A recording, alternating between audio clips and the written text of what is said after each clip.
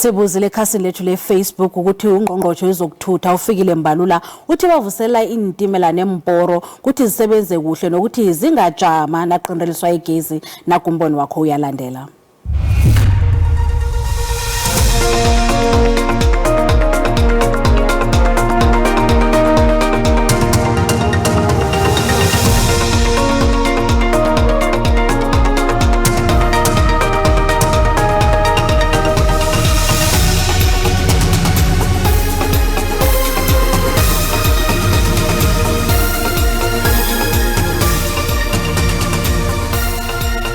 Labo sibajwayele sebakhuluma abenzi intembezo bahlale bazenza qobenyaka hayi sesijwayele inkulumo ezinjalo. Ufikile Mbalula usuyatsho ngoba kusesitulweni akiso inyanga le ngiyo inyanga yezokuthutha. Inkinga esukube khona kuba kuhle kubo ukuthi betshene abezindaba ukuthi bazokwenza into ethize kodwa bangayigcini.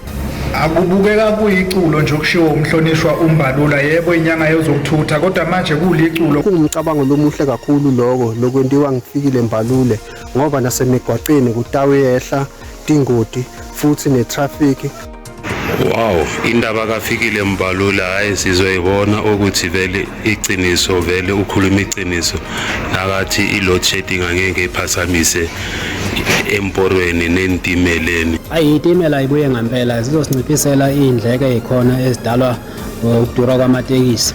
Uyabona uba ufikile Mbalula yena uyazama sheba nanoma ukhona la ahluleka khona mara shema uyazama sheba. Hayi ladlula msasazi ixesha lezitimela ngeke kulitshaziswa abantu ngezitimela eziyawuthatha unyaka zihambisa abantu zihambisa imithwalo maqiniswe kweze sikhona ngokwezela ixesha izinto. Hayi asisabethembi laba sebesikhohlise kakhulu namanje nje imigwaqo yonke igcela ama potholes isiqhunyelwa amathayi. Ngibuza ore lamuhla ngasosamaya ngidrele khona nzama because bathu ba mmerekong and once we latela mmerekong or roll over because of train babe kuba mmerekong.